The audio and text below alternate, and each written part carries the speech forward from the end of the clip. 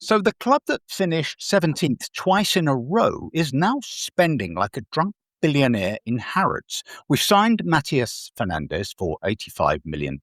Now, like we said on this pod, as soon as we finished watching his YouTube videos, he's brilliant. It's just what we needed. Now, according to Gary, he's got a good range of passing and he's tidy on the ball. And for that money, I want him vacuuming the pitch at half time. And Sandro Tonali has finally been confirmed. Now, like we said on this pod, as soon as we finished watching his YouTube videos, he's brilliant. Just what we needed. £100 million, apparently. But he's already said his dream is to return to AC Milan. So he's planning his leaving do before he's worn the kit. Injuries and squad depth have left us barrel scraping for the last few seasons, but is our squad now too deep? In addition to our shiny new toys, we'll have Kulusevski, hopefully, Maddison, Kudus and Xavi back to full fitness. We're winning everything, aren't we? Except we need a centre forward. Q, Eli Junior Krupi. A figment of Gary's imagination, perhaps? And Richie, is he off? How will his chicken dance go down in Turkey? That's assuming he ever scores. We'll review England versus Mexico. Did he stay up? And we'll crack open room 101. And finally, we'll discuss João Palhinha, who gave everything. But perhaps he was only good enough to be a hero in a shit team. Strap in. It's Nice One Syrup.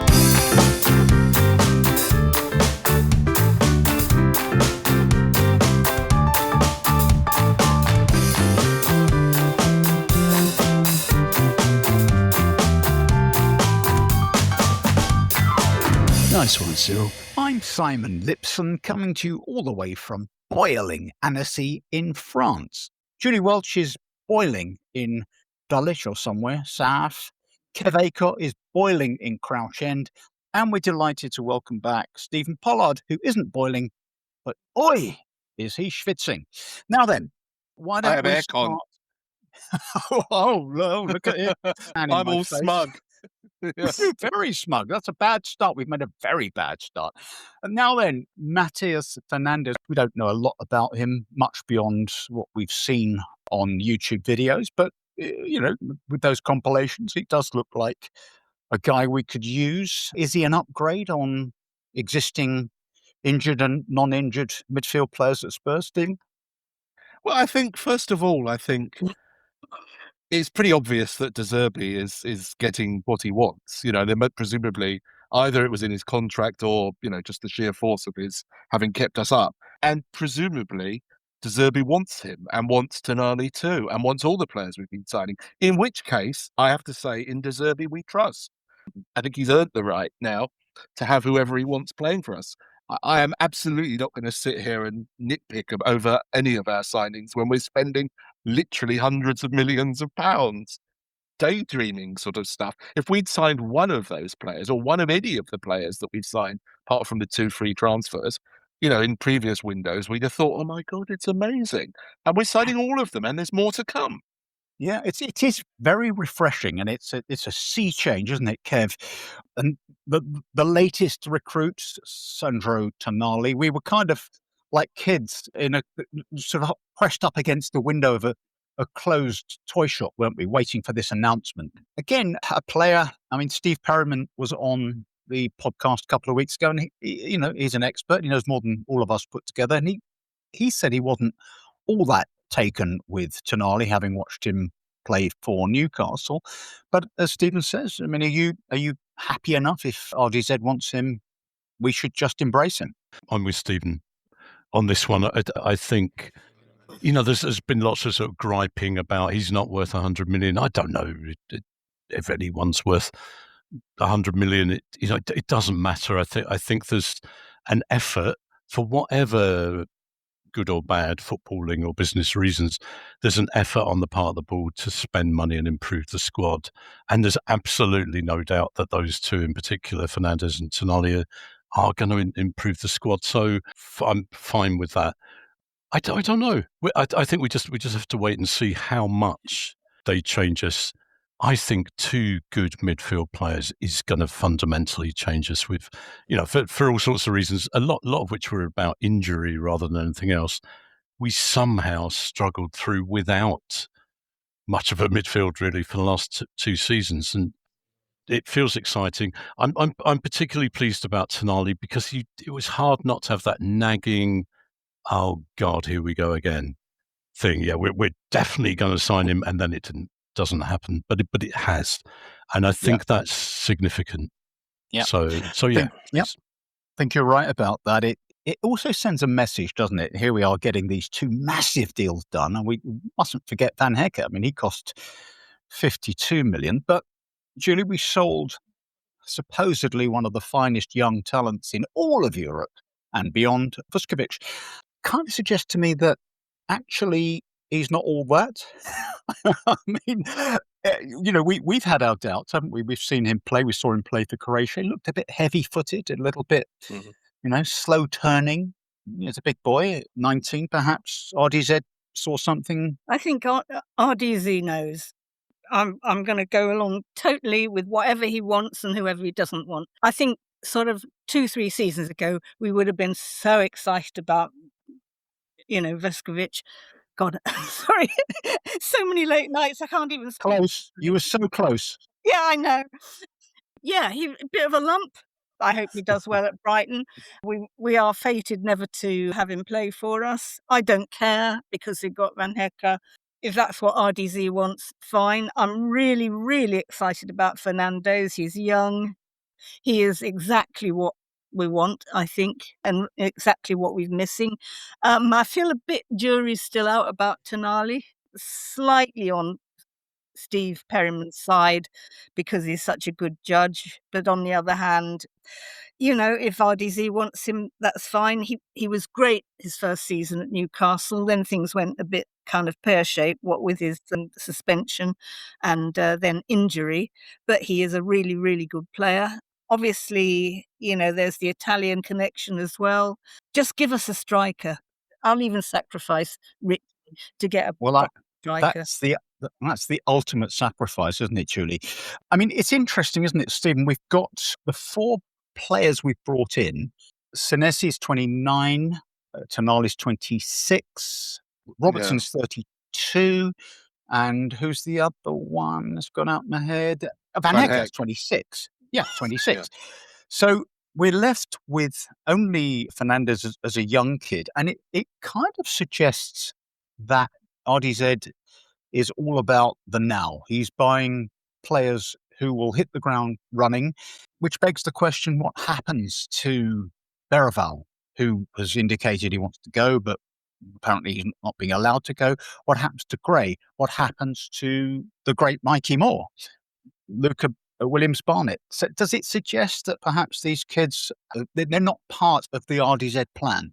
You see, I think we've got so used to the fact that Levy used to buy kids, play kids, that we kind of think it's normal that all our players should be, youngsters who could in 3 years' time be fantastic. And it's a normal football club has a mix. You do go and buy players who are ready to slot in and improve your team, but you also have youngsters who are talented, like Archie Gray, like Bergvall, and so on. So they may take a footballing decision they don't want them and so on. I'd be disappointed because I think both of those are terrific players. But I don't think the fact that experienced players are coming in is a sign that we don't want any kids. It's that they should be, fighting for places, improving and so on. I just think it's the ultimate paradox really about Levy, that so much of what he did has landed us in this awful place we've been in. And yet the fact that what he did has meant, we're going to come on to the rows about it, I'm sure, has given us the option to be able to buy now. Yeah. Well, that's right, isn't it? Suddenly this looks like business acumen of the highest order. And it's something that has, and I quote, boiled the piss of certain fans of other clubs. We'll come on to that. I just want to stick with what's happening in the coming season. Kev, we've got no Europe, right? So we don't have, throwaway games against Zarabat, Quarabat from Uzbekistan. to try these kids, right? We don't have that option. Every match, pretty much, I don't know, maybe perhaps the Carling, I don't know, but every match is going to matter. It's important, I think, that we show intent in the league more than anything. But I guess also, the cups, we do need to show something because we've shown nothing for such a long time. Europa League aside, so I think Stephen's right, but they should be fighting for places. But I think the reality might be different, and that we might see Mikey go off, maybe even be sold. We see Alfie Divine likely to be sold to Celtic, and he was the next big thing. How does it smell to you? Yeah, I think that might well be what happens. I think it's okay. We have to have a mix. I think, at this Premier League level, young 18, 19-year-old players, may or may not make it. They may or may not stay, with the club that sort of brought them up, or they. I think it's okay. In a way, it's not a dilemma. I think it's just part of, hopefully, a successful-ish club managing its resources. So I think if Berrival goes, it's tricky, isn't it? Because he was great and he filled in when we really needed him. Same with Archie. If they both went, I wouldn't feel devastated, and I don't think it would be a massive blow to the club or to the future. That they're both good and maybe not quite good enough. They may prove to have, the potential that we've seen in them, and I don't know. I'm okay if both of them choose to go. Then I think it's perfectly understandable from their point of view, and it's not necessarily a big problem from the clubs. Okay, well, let's have a little chat about the goals. Where are the goals coming from? We've now got creators, we've got destroyers, we've got ball carriers, we've got everything you could possibly need. Kuda's coming back at his best. He's a fantastic player. Maddison's a fantastic, schemer. Julie, we need a centre forward. We cannot start the season with Richie. We cannot start the season with Solanke if we want to score some goals. Talk about Krupi. I don't know if that's just bullshit, but he's a 20-year-old.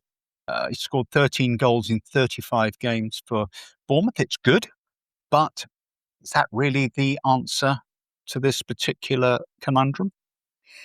I think that Krupi may be beyond us. I can't see him being prized away. Of course, the other player that everyone's been talking about is Gakpo. I don't know what everybody thinks about him. I've always thought not absolutely top tier. I keep thinking, maybe there's some sort of surprise striker from Italy or France who hasn't been mentioned, who will somehow end up with. It is a problem, though, because, the midfield's been sorted out. And let me just say, before we go on to talk about strikers, I would be absolutely devastated if they got rid of Archie Gray. I think he's fantastic. I think RDZ actually rates him probably more than Berrival, and I think he's going to be a very important player. So, yeah, I would hate to lose Archie Gray. I just think he's a smashing little player, or smashing big player. But yeah, reverting to the striker problem, definitely. As you know, I'm very fond of Richie. I'd rather actually they got rid of Solanke, who's so enfeebled these days that he can't play because he's got a sore throat and stuff like that. I mean, at least Richie goes and does his stuff, such as it is.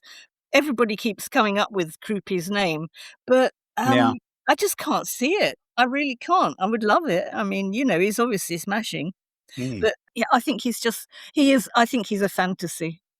Yeah, I mean, it's interesting, Stephen, isn't it? The players who break scoring records, the Kanes and the Haalands, they're the exception to the rule.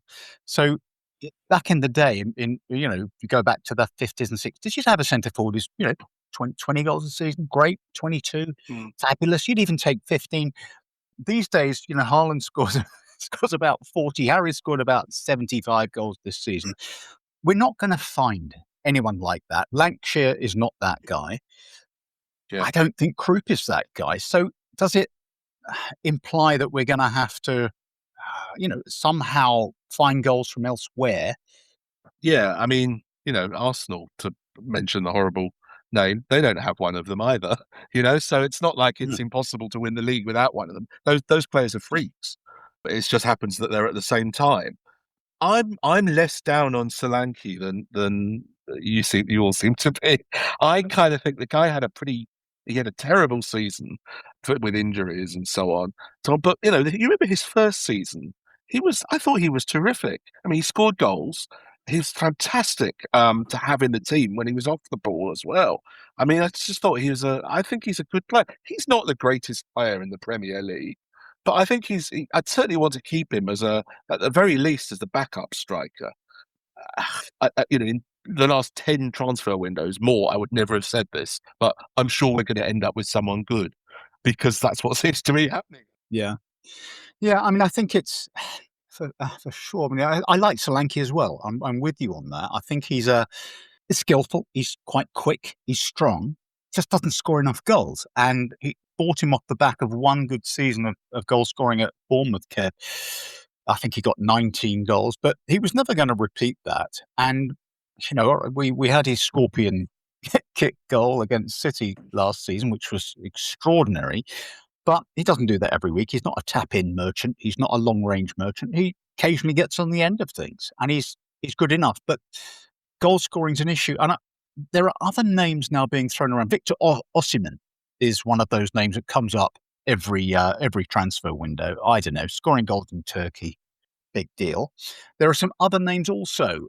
Rafael Leao, who's a winger, another interesting winger crossing for nobody to head in. It does, to me, still seem to be the weakest link for Spurs. They haven't got a striker. No, we don't. I think the ideal is Solanke plus a goal scorer, maybe playing together two up front in that way. I don't know who that person would be. Who knows how much the owners would be prepared to pay for one of those. Everyone knows we're desperate. So that adds on another 30, 40 million probably to the price. We think you're right. There's not, the Haalands and the Kanes are rarities. We're not going to get one of them. But I think someone who's just better at scoring than Solanke, but alongside Solanke could work very well. Richie, the best of Richie, if that happened for 90 minutes every match, great. He would be the one. What's the best of Richie? The best of Richie is the spectacular, surprising goals where you think, why the fuck haven't you been doing this all the time? Those, and it's, but we know he's not going to. We know for whatever reason, psychological, just in terms of skill, he hasn't got that. I think Richie should go for his own sake and for ours. And there is this gap. I feel confident as well. I think the way we've started the transfer window, I think we will get that person, that number 9-ish type player. I think we will. Yeah, I mean, I'm sure we've all been watching the World Cup, even though we said we wouldn't. I mean, Julie, have you seen anyone apart from the obvious suspect? Anyone caught your eye? Anyone we ought to be angling for, playing for? I don't know, there's talk about Balogun, isn't there? There's talk about, I can't think of any other names, but with the other centre forward. My mouth, Simon. I was just going to say, well, there's always Balogun. Yeah, but is that really serious? It's a good question. It's a good. I mean, again, if you look at his goal scoring record, he's not prolific. He's a good player, but he's not that guy, is he? No, he's. I'd say he's more than half decent, but I think that we could do better than that. As I say, it is just. I've just got this feeling that RDZ has got somebody in mind and will make sure that he arrives. He seems so determined to get exactly what he wanted. To use a cliche, with all the pieces of the jigsaw, he's got all the relevant pieces of the jigsaw so far, and I think he'll probably provide another. He'll probably get another one or two that he wants. The name of Savinho is still so depressingly in the frame, and I really, really don't see what Savinho can bring. as we've said before, a bit like a relic of the past administration. It's just a name that's just constantly been popping up for a year or two. And does he really fit whatever the plan is? I don't know. Stephen, there's been a lot of infantile banter online this week about Spurs having finished 17th twice, just about scraped our way out of the relegation mire last season, suddenly splashing the cash. And lots of our fans have been explaining how this is all possible because of the rules, and we're well within the rules, and we've got another 250 million to spend. Meanwhile, Villa, who finished in the top 4, was it? I can't remember where they finished, and Newcastle, who clearly had a better season than us, even though they weren't that great, are having to sell Anthony Gordon. They're having to think about selling Bruno Guimaraes and all the rest of them.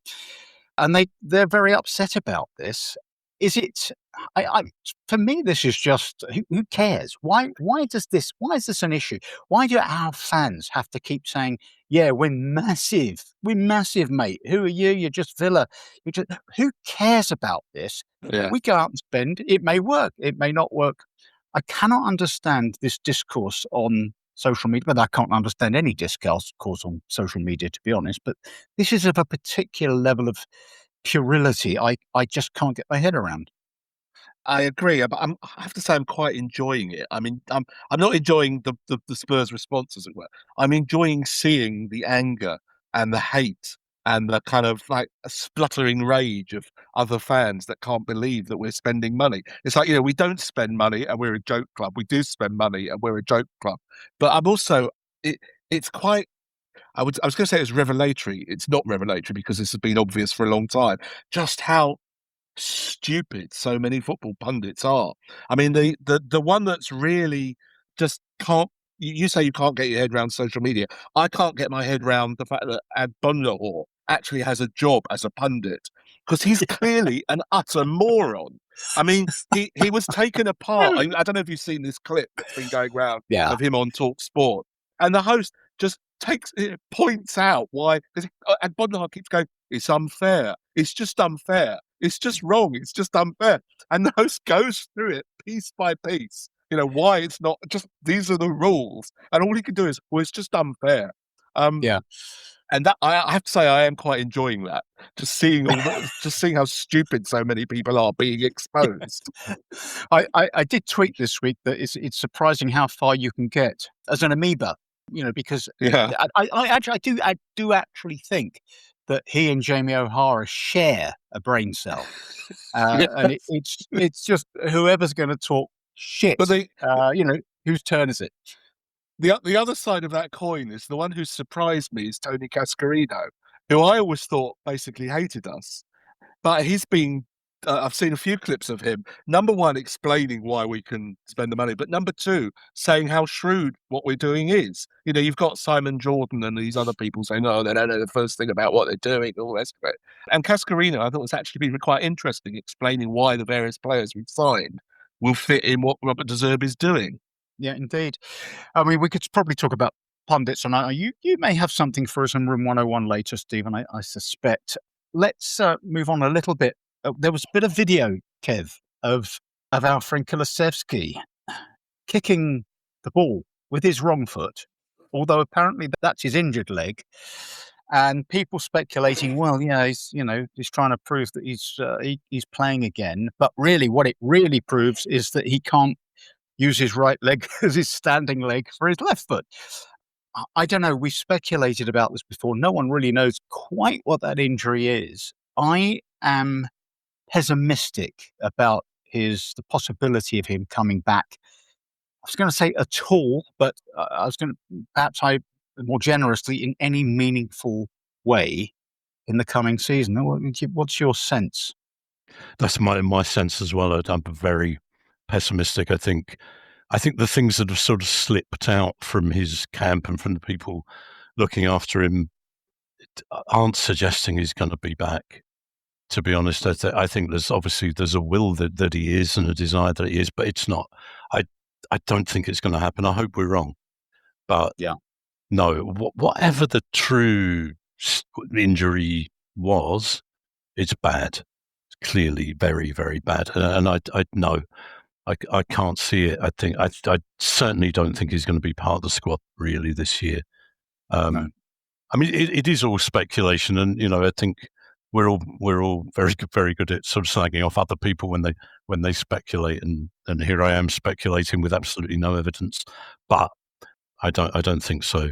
I can't see him. Definitely a sense, as you say. I mean, we had the Swedish team doctor sounding very pessimistic about his chances of even playing at all, and you have to think someone prepared to reveal that much has probably got more that they're keeping hidden under the bonnet, and it's troubling. It's very troubling. Let's move on. Julie, Jalpolinia came to us on loan. He absolutely sweated blood for a team that there was probably never any prospect of him staying with at the end of the season.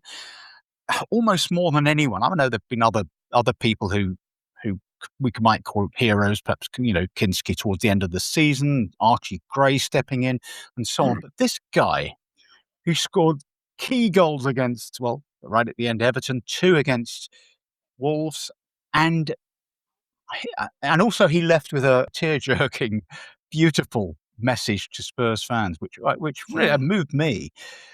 So he leaves as a hero, and he's be a forever hero. But we did speculate, didn't we, on the pod a few weeks ago about the likelihood of keeping him. Do you think this is right that we haven't apparently made any special effort to keep him?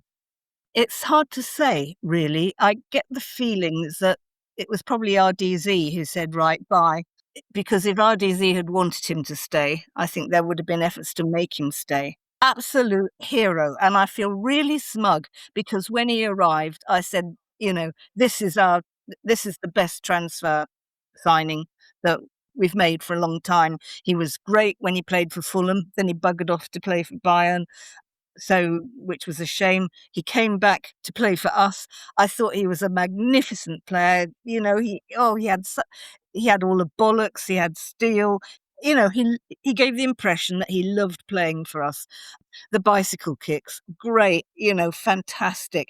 The goal against Wolves, the goal against Everton. I mean, everything about him. Just such a fantastic player.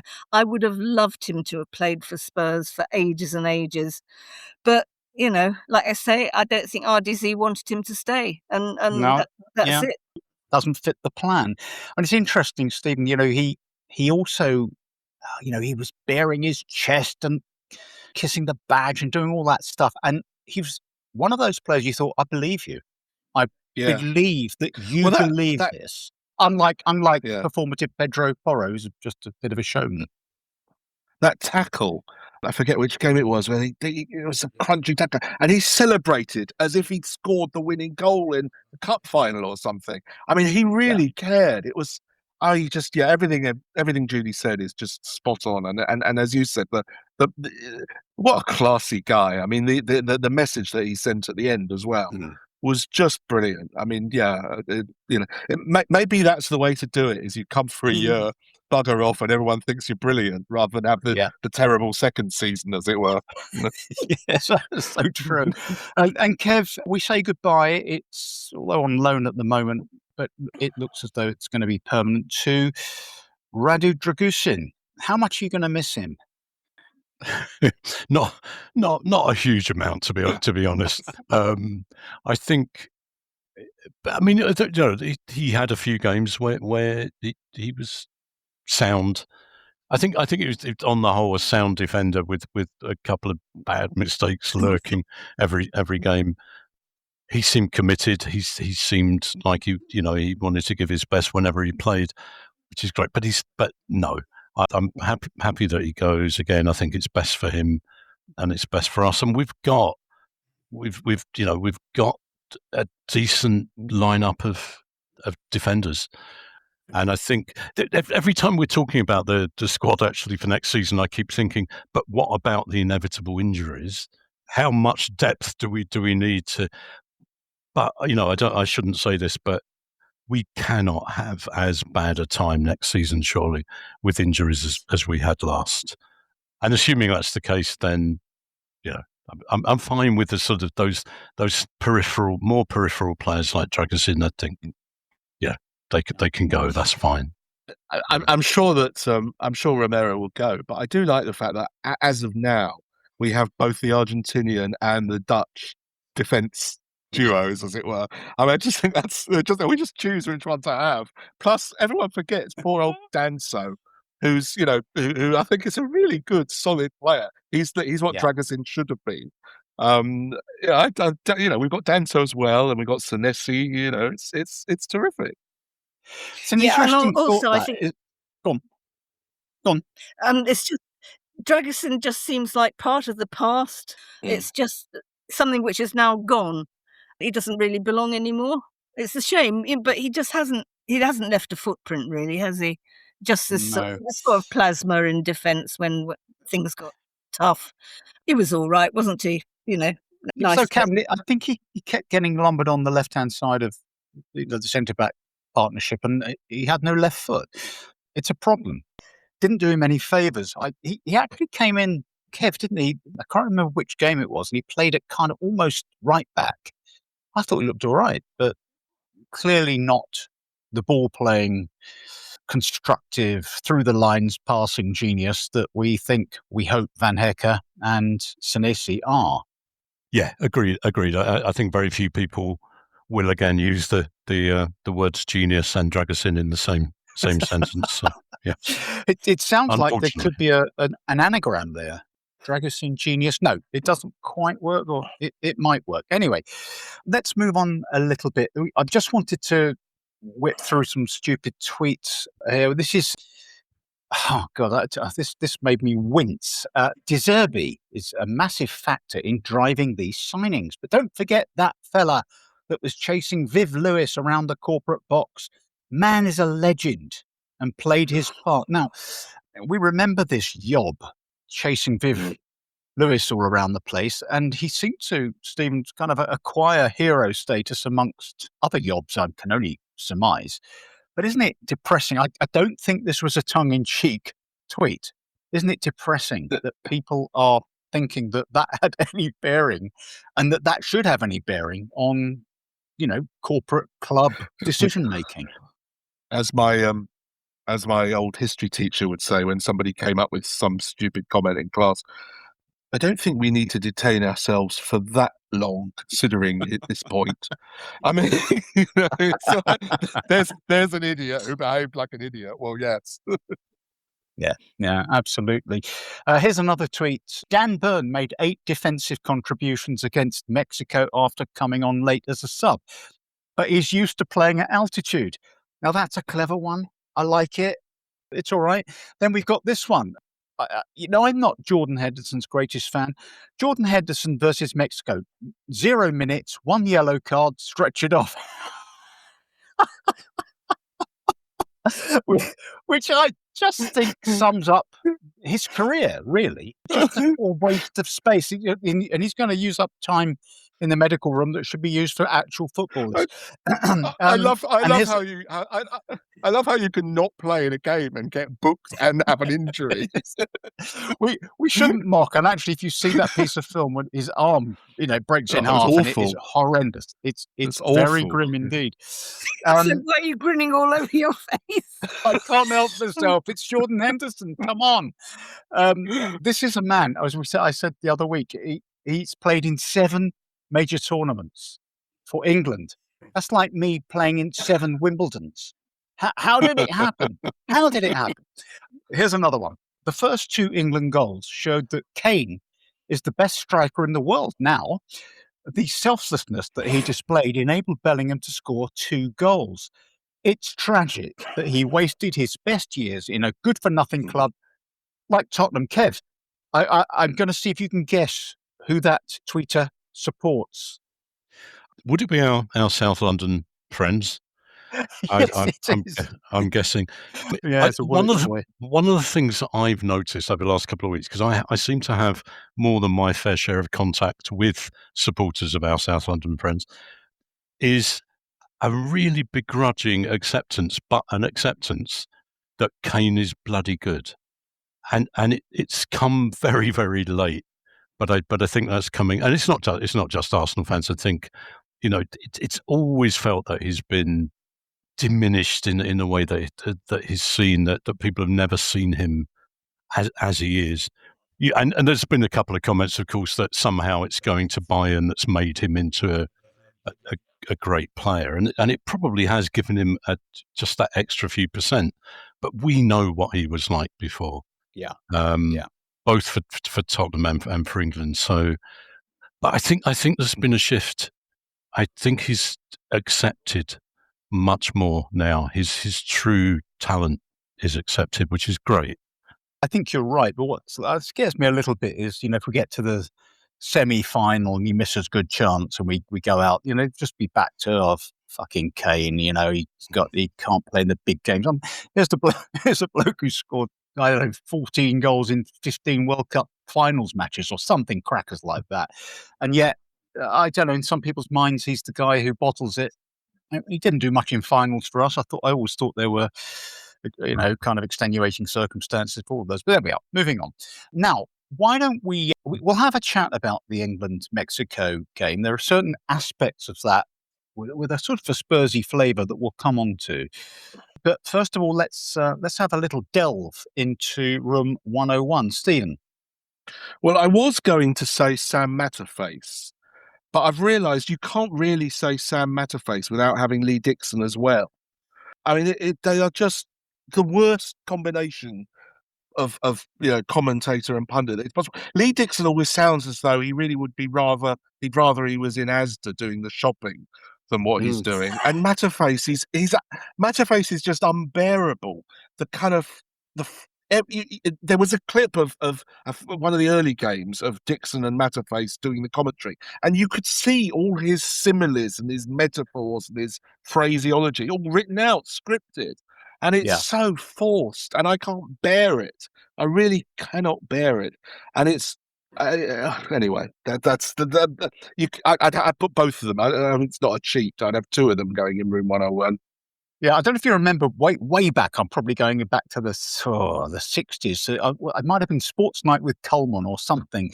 They used to do a commentators competition, and people would sit with microphones and we'd listen to their 3-minute excerpt, and someone would get picked as the best amateur commentator. And that's where I think Matterface sits. He's the bloke who won a competition. But look, what I will say is, Kev, he's not Peter Drury. Who, honestly, that is fingernails scraping down a blackboard for me. Okay, let's have your room 101, Kev. Well, I've got a few. For me, at the moment it's Alan Shearer, and I know that might sound a bit obvious, but the reason he's particularly pissed me off is because I've been very slowly over the years sort of coming around to accepting him as a sort of an okay pundit. And then he came out with a load of nonsense 2 or 3 days ago as part of this "it's unfair, Tottenham are spending money" thing. An obvious "let's suck up to the other Newcastle fans" sort of thing that he was doing. And it just felt disingenuous and it felt stupid. And all the things that used to irritate me about Alan Shearer before I worked very hard to like him have just re-emerged, really. So Alan Shearer.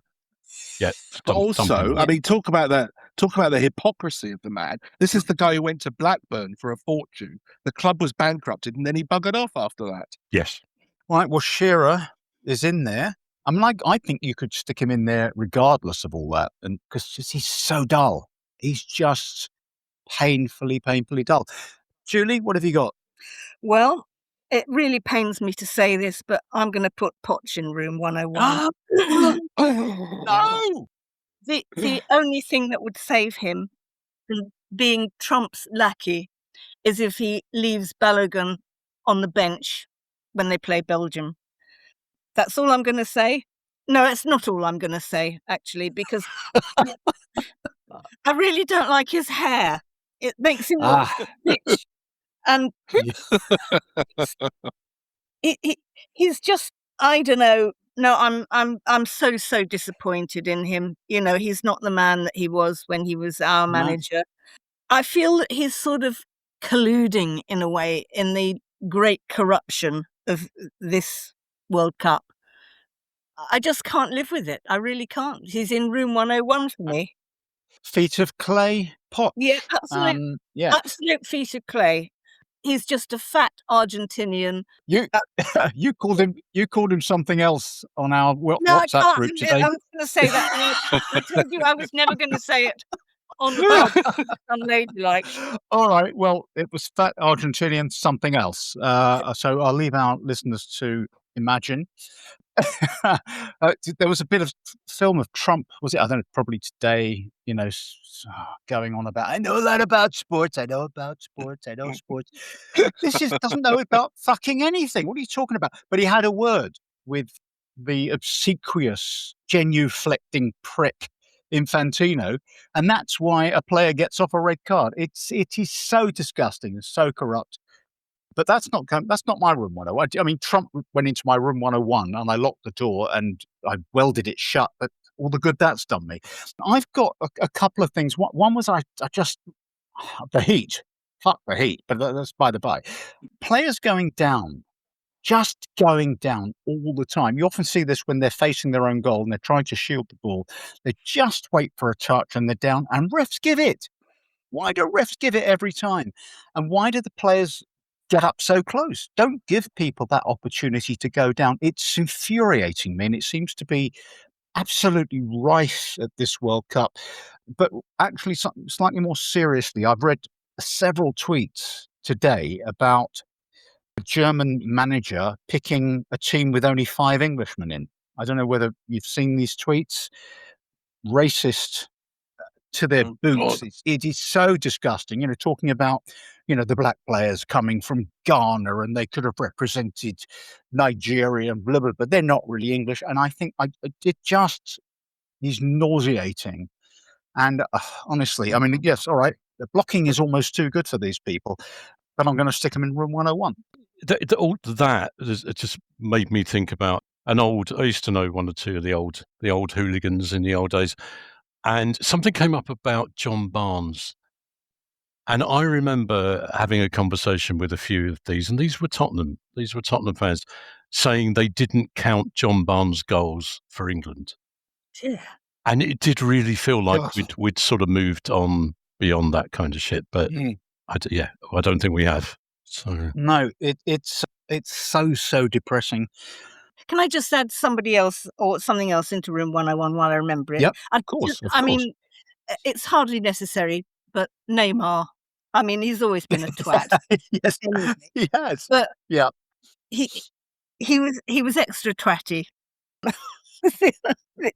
the other night, and I just think I'm so glad that he's not going to play for Brazil anymore. He enrages me every time he's on the pitch. I don't know really why I'm having this outburst about him, because, he doesn't impact on my life at all, apart from raising my blood pressure. But I think, I'm just going to be thorough, put him in room 101 just because. Yeah, I think, the funny thing is he was always in that conversation about Messi, Ronaldo, Neymar. And I thought, you're not in their league. You're not in their league. And I think also that he was so petulant the other night, and having scored the penalty against Norway, should have just got the ball and run back to the centre circle, try and save the game. But he was too intent on doing the I'm Neymar, I've just shown you who's boss, blah blah. Oh, you stupid man. All right, now, did we all stay up or survive for the match? Stephen is saying no. I went to sleep, but much good it did, because my son rang me at half time to say, those goals. And I'm like, what goals?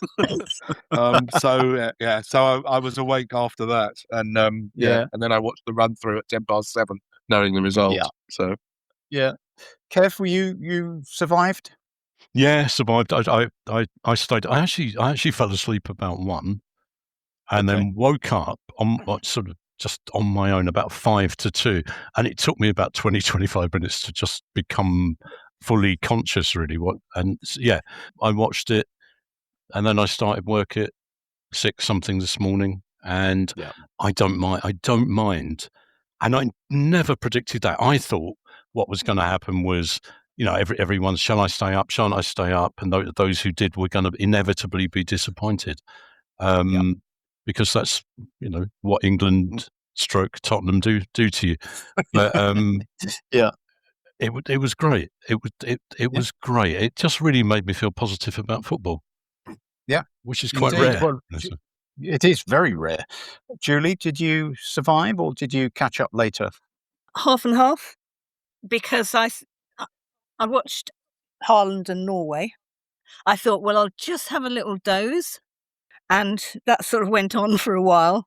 And I put the box on, and it was almost that sort of last scrimmage. I've just got this sort of because I've got a TV in my boudoir, so I woke to this sort of scrimmage, and I could see Djed Spence sort of waving on the floor, waving his leg around, and I thought, God, what's going on? We haven't talked about Djed, and I think we should, because we shall. We will. We absolutely will. Yeah. Anyway, so I sort of saw the last knockings, and then fell into a deep doze again, and woke up to it's just wonderful. It was just absolute bliss, really. Extraordinary, wasn't it? Yeah. You just get those moments once every 5 or 10 years.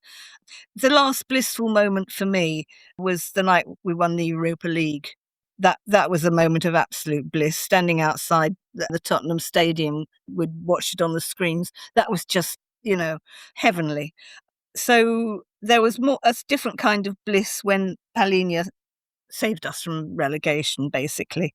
But this was another sort of bliss, because of course it wasn't about Spurs, but it was about England. I'm very patriotic, and I just thought, and then I thought, oh bloody hell, we've got Norway next. It's going to be Haaland. Yeah, it was kind of agonising, but I didn't feel we were going to lose it, and it was a tremendous performance. Gordon was good, even though I gave him hell on Twitter a couple of weeks ago. Bellingham, extraordinary. Harry, imperious, usual stuff. The subs all came on. But let's talk about Djed. Kev, I think you and I probably have the same opinion of Djed, which is he's a good player.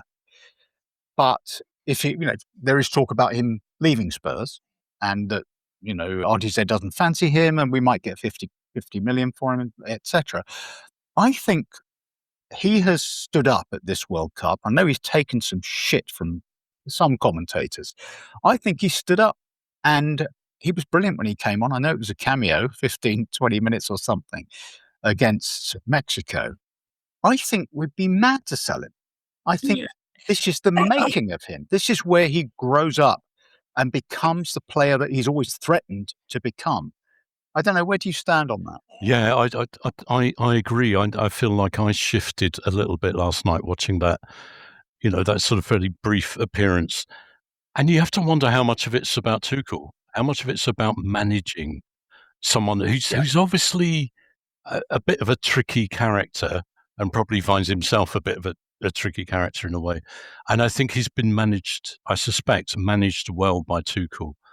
And that came out. I mean, not just for him. I mean, that came out with most of the team, I think, last night. But yeah, I just sort of shifted, and I thought, yes, now today I would be disappointed if I did hear he was going somewhere else, because we saw a lot of the good stuff from him last night, and and that's about a lot of that was about character, as it was again for most of the team, but. It's about character, but people don't just have character in a vacuum. It needs to be encouraged, and I think that's what's happening at the moment with Tuchel. Yeah. He seems to me like a guy, as I said, it's kind of growing up, Stephen, but in front of our eyes. It's a sort of a bloke who's most people didn't think should be in the squad. Lots of talk about Alexander-Arnold. Why wasn't he picked? And why aren't there 10 better right backs, etc., etc.? But Tuchel clearly values him as a bloke who can cover both fullback positions, and that ought to be that ought to, in Djed's mind, he's played at a World Cup, for Christ's sake. This is the guy that Conte thought was a waste of space. He's playing at a World Cup and he's doing well. Yeah, his story is a film, isn't it, really? When you think what happened to him when he came, and how he came back from that, and now playing in the World Cup and all the rest of it. I mean, I have, moving on from Spence, as it were, I have a confession to make, which is I feel almost ashamed to say this. I don't actually care that much about England. I really don't. I don't get up. The reason I didn't stay up is because I'm like, I regard the World Cup as a nice bit of fun in between football. And so, it's like, if England do well, great. I want England to do well. Of course I do. But we lose, who cares? I don't care that much. So I don't get that excited about it either way. I sort of pick and choose what I watch. And anyway, I don't know whether it makes me some kind of whatever, sort of unmentionable. Well, you but have now become a pariah in the Yes, eyes exactly. of the rest of us. But never mind, let's move on. Julie, I'm not going to even ask Stephen this because he doesn't care. Norway on Saturday. I think Norway have been an absolute joy to watch. Good, tidy, clever players, and they attack and they play football, and they've got that machine up top who's not only proving he can score lots of goals, but that he can actually play a bit as well. How do you see the game going? To be honest, I think we're fucked. I honestly do. I think this is where it ends. Apart from Haaland, in fact, I think, they're nice, tidy players, but it's Haaland. It's a cliche, but he is a monster, a fantastic monster. He's intimidating. And, that sort of manic beam that he's got, he's so scary, but he's just so good. He's so talented.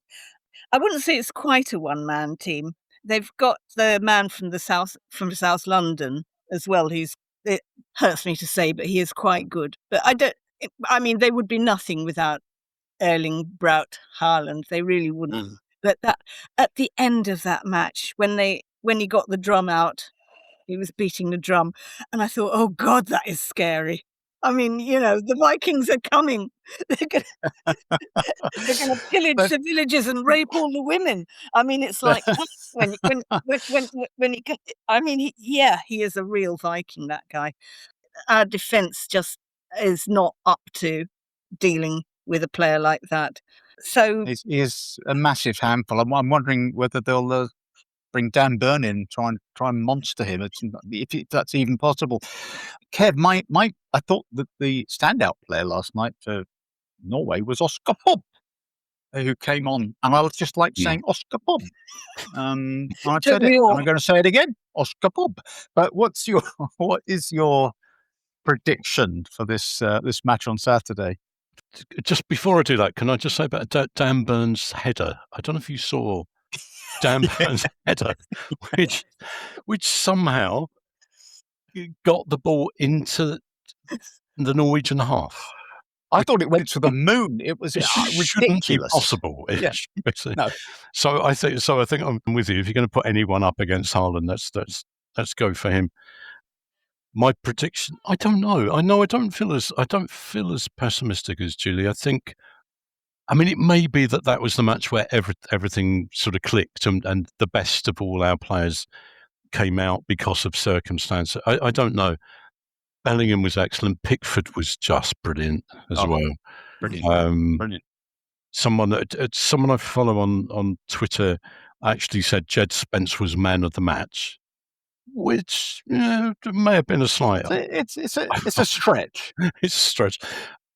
I mean, you'd have to think at our best, at England's best, it's a better team than Norway, actually. Yeah.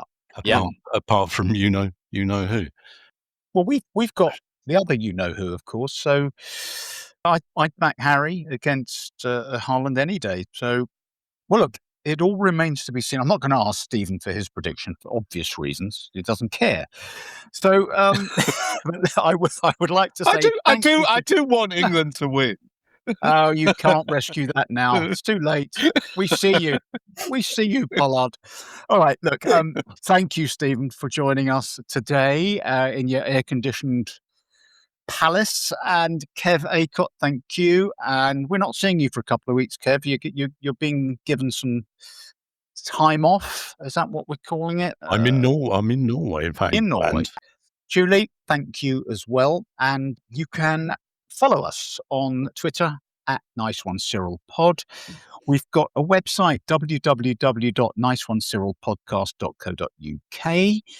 All the episodes are on there, and we're all over social media. And why not give us a follow on the podcast platform of your choosing, or subscribe? I think that's what you're supposed to do.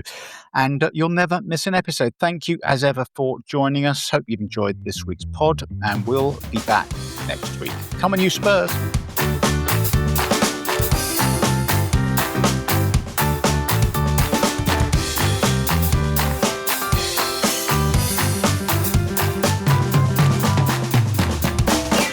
Nice one, Cyril.